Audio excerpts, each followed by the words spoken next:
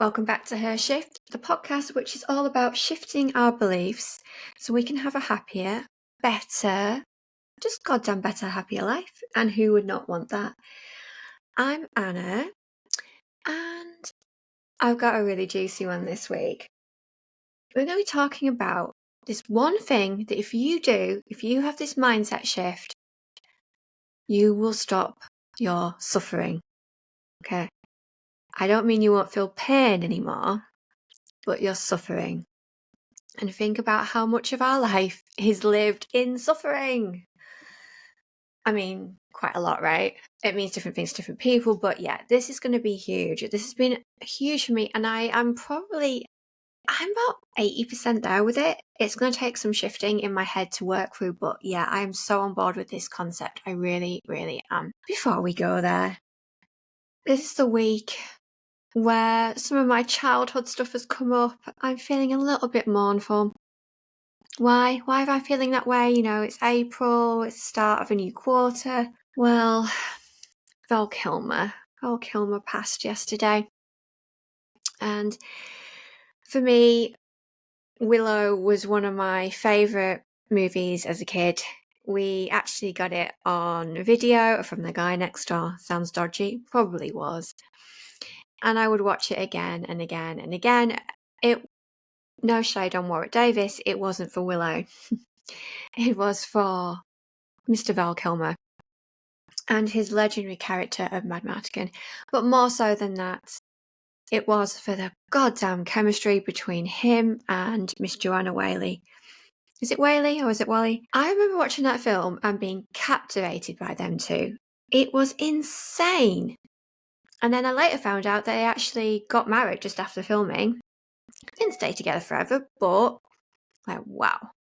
I mean, also, Warrior Princess? Did any woman look so effortlessly beautiful ever? I mean, that is no makeup.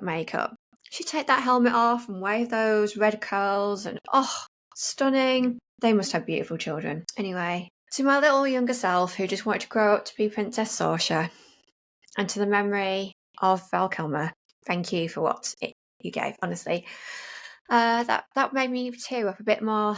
Well, like when Mr. David Bowie passed, that one got to me too.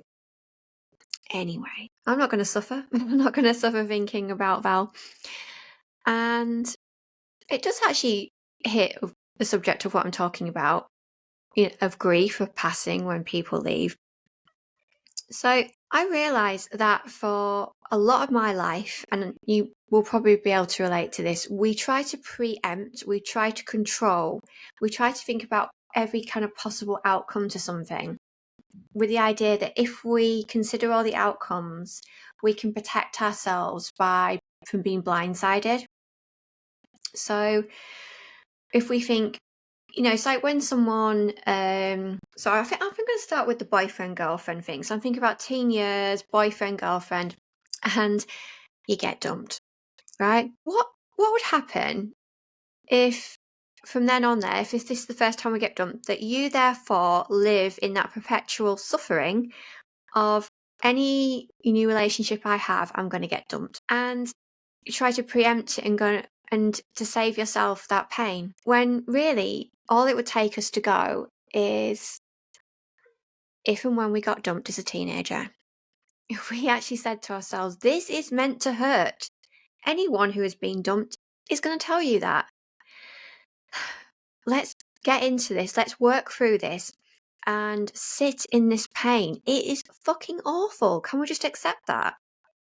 Nobody gets any sort of happiness or joy. Well, I suppose it depends on the person from getting dumped. It's awful. It's a massive rejection. It's grief. It's embarrassing. It's especially as a teenager.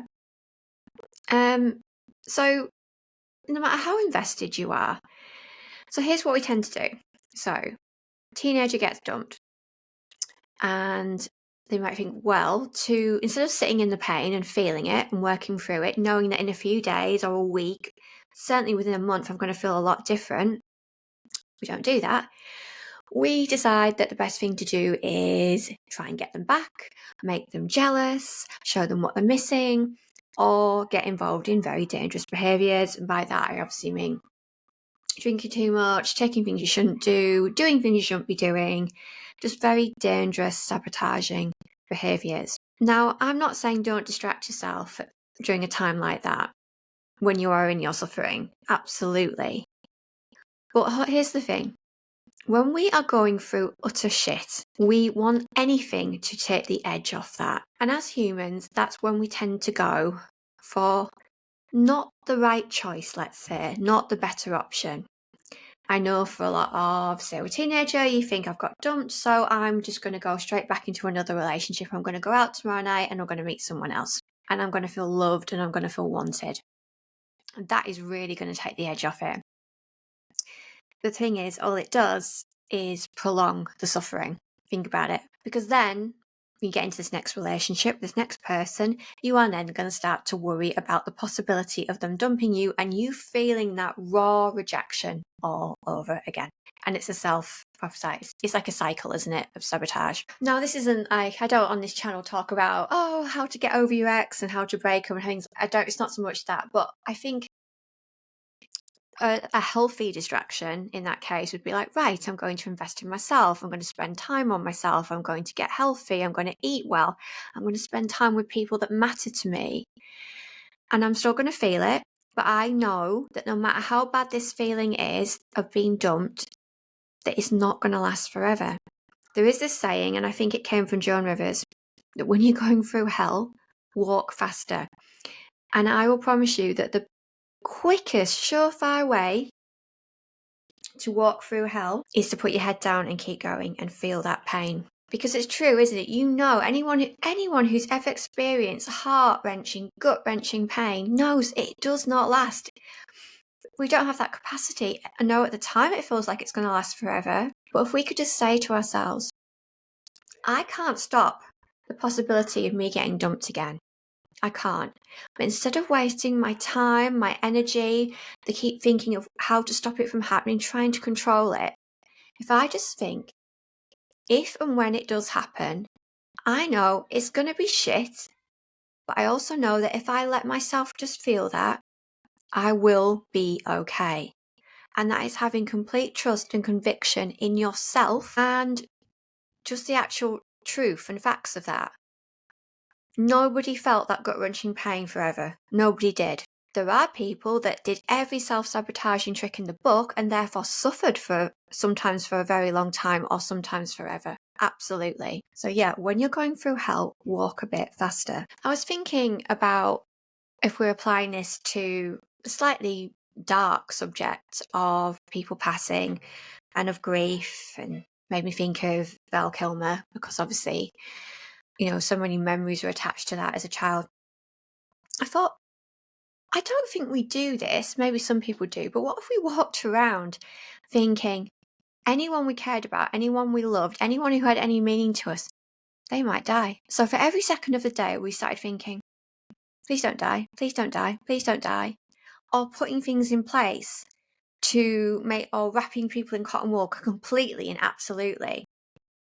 I'm not saying, obviously with our children and people we love about, we try to be sensible and learn from our mistakes and we don't do dangerous things. But what if we're like, right, I'm going to try and cheat death here and I'm going to give all my time and all my energy into making sure nothing happens to anyone who has any meaning to my life. So it's like saying to my kids, we're not ever going to leave the house. I'm going to put bubble wrap on every surface. We're not going to have any sharp implements. We're probably going to go back to the good life and probably lose all electrical appliances. You're going to eat organic and uncooked food. That's going to be it. And you're not going to be open to any external influences, particularly the media, because that's going to affect your mind. And obviously that sounds crazy, but I'm sort of suggesting how far this level of control can be. If we do everything we could to stop people that have any meaning to us or that we love or we care for from being hurt or dying, that would take over our absolute lives. So I would say, I don't think I do. Of course, I have the odd niggling worry sometimes, and yeah, I think, oh my God, what would I do? If this happened to this person that I love so much? Well, I like to think it's quite fleeting because it's not something I can in the main control. And I like to think that most of us think that way simply because people getting hurt or people dying does happen. It will happen. It will happen to us all. It's the only inevitability, isn't it, that there is. The only sure thing, death and taxes, right? We know, therefore, we can't stop it. We cannot stop it. We can certainly be a bit more sensible, but we cannot stop it. We also know that we have either seen it, experienced it, or we've seen other people experience it. We therefore know it is survivable. That as horrendous as it is, we know there is something on the other side of it. We can be okay. We see people lose people that they love so much.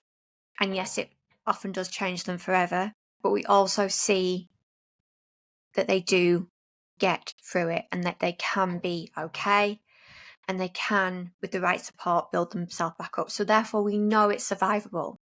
Therefore, we do not waste our energy, most of us don't, by wrapping everyone we care about in cotton wool and stopping them living just to protect them from the inevitable. I know that's quite a dark spin on this, but that's something that came to my mind when I thought about trying to control anything bad happening to us. So I say it again. Imagine that if we stop giving so much time and so much energy to thinking about any possible bad thing that could happen to us, how much freeing would our life would be? I have got another take on this, and it happens when, and I know I do it, we all do it, we'll have all done this, when we try to control someone else's behavior. So if they behave in a way or do things that hurt us or could potentially hurt us, or if they've done something in the past that they could do again, we have this in us, probably more than anything actually, to want to control other people's actions and behaviour so they do not hurt us. I've seen this a lot with the women that I work with, and I've seen it a lot with my girlfriends and over time. I certainly had it in previous relationships. I felt incredibly trapped, therefore, because I was with someone for a time that didn't have a particularly healthy relationship with alcohol. And it didn't seem to matter how much I told them how much it affected me, how much pain it caused me, how stressed it used to make me. It didn't seem to change. They would give me the words, but they wouldn't follow through, and they certainly wouldn't give on their actions of that. And I clung on, and I tried to do absolutely everything I could to therefore control and stop this bad behaviour happening. Just as the sure thing about death and taxes, the other sure thing I'm certain of in this life is we cannot control other people. We can definitely influence other people, and we can certainly try, but we cannot indefinitely control other people and their behaviour. So what would happen in this scenario with this person that I was in a relationship with? I used to think about everything I could do or put in place to make sure that they wouldn't have too much to drink and therefore wouldn't become, perhaps aggressive or get themselves into trouble or ruin an event, or sometimes it was just horrible, sometimes it was embarrassing. Another thing would be they'll get themselves in such a state, and then it would mean the next 2 days were written off, so that would be a lot for me to do, a lot of work that I would have to think about. So I found myself that when a potential event involving alcohol would come up, I would actually be, all the cogs would be turning in my head, and I think, right, okay, what can I do to control this? Sounds crazy, doesn't it? Because this wasn't me, and here I am trying to actively control the outcome for another adult because of the impact it would have on me and the pain it would cause me. So I would think, right, okay, I will not get drunk myself. I will make sure I keep offering them glasses of water throughout the evening. I make sure that I run late getting ready, so we leave later, so there aren't as many hours of drinking involved. Oh God, weddings used to stress me out because obviously there's a lot of day drinking with British weddings and people tend to get married quite early. Oh God, those are stressful. But if it was an evening event, I'd be like, I'm going to be late. And then that will mean we turn up late. So there'll be less hours at the bar. And then I'll make sure I sprinkle in a lot of water to dilute the alcohol. And I will dictate the conversation. I will make sure we're not around certain types of people or in certain... Can you hear it in my voice? Like, how ridiculous does this sound? This is with a fully grown adult, and I am trying to actually control everything, including the environment, the people they're with, the vibe. I would then also think about getting home, what was the safest way, what route we would do, where we'd be staying. I would make sure there was no alcohol in the house for when we got home, because obviously a lot of people, when they go out, they come home and they go in the fridge and they have another drink just to finish the night off.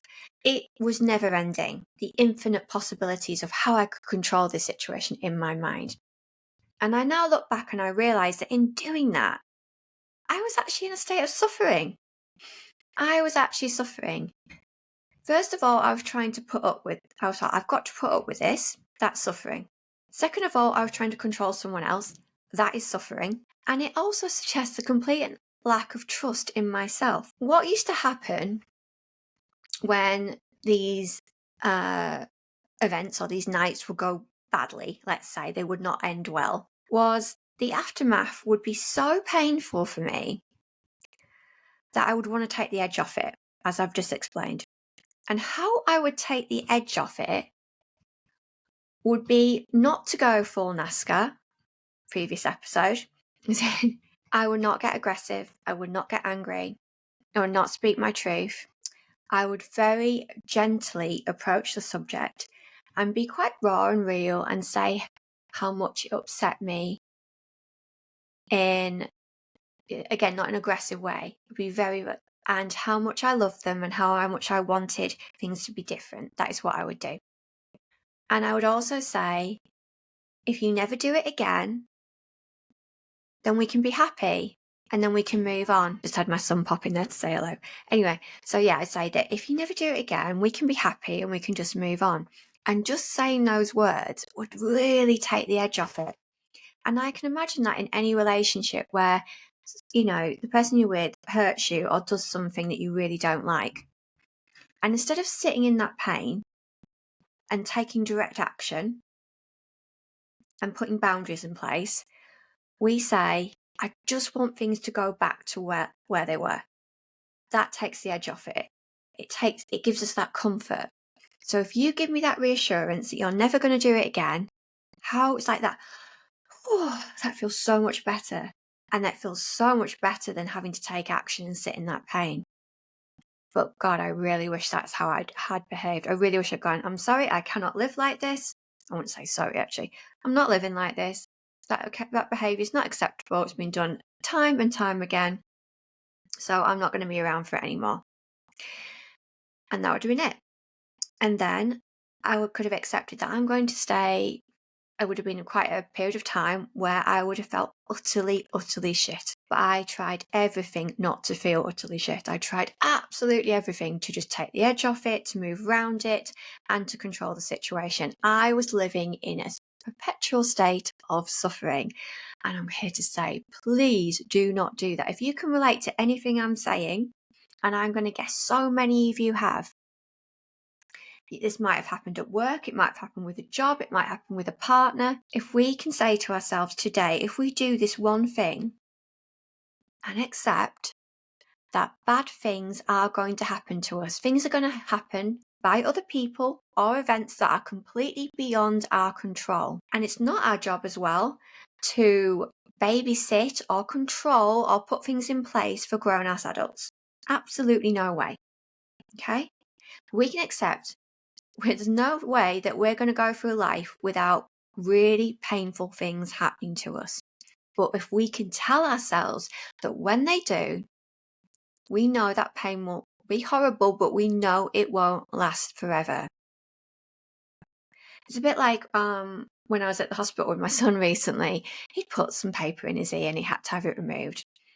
And the ENT specialist, ears, nose, throat, said to him, "This is going to hurt, but only for a little time, and then it'll be okay." It was like him telling him exactly what it was going to be. And we are telling ourselves now, this is going to be shit, but it will not last forever. And we know on the other side of it, we're going to be okay. We might have changed, yes. Things might feel different. It might be so bad what's happened, things will never be the same, particularly with the loss of a person. Whether that's, you're separating in a relationship, you get dumped, or somebody passes. Of course, you are never going to be the same again. Grief is a pain in its entirety. It is complex. It is infinite, and it never ever goes away. And I will touch on this maybe in the future. It doesn't just command an episode, it commands an entire series. But we know that. We know that about grief. We know that when bad things happen to us, it is fucking awful. There is no other way to go for it. But please, I'm going to say again, stop trying to take the edge off pain, because when you do that, it just puts us in suffering. And I think that so many of us here and so many of you listening have really suffered enough. And you might even be well suffering right now. Think about how much time, how much energy we can claim back if we stop trying to think about every inevitability, every bad thing that could happen. What could, if we get, dumped, if we lose our job, if someone we care about is hurt. It's really hard, but think how much time and energy we can claim back to put into much, much more, living, to put into living and having a goddamn better life if we then relinquish that control. So I will say it again. We just put our hand on our heart right now and go, I know I can't stop or control bad things from happening to me, and I cannot control the behaviours of others. But I am confident that if and when they do, it's going to feel shit, but I will be okay. When I'm going through hell, I'm just going to walk faster, and feeling it instead of taking the edge off it and suffering is the fastest route out of there. I hope that episode has resonated with you, even just a tad. And if it does in any way, I'd love to hear from you. Tell me about your own states of suffering. Tell me about some of the ways you've taken edge off pain, which you know has just prolonged it. Heavy, isn't it? But I really do hope this helps, and it does form hopefully a mindset shift, but if not, just a little bit of relief to any suffering that anyone is going through. Can I ask a favour?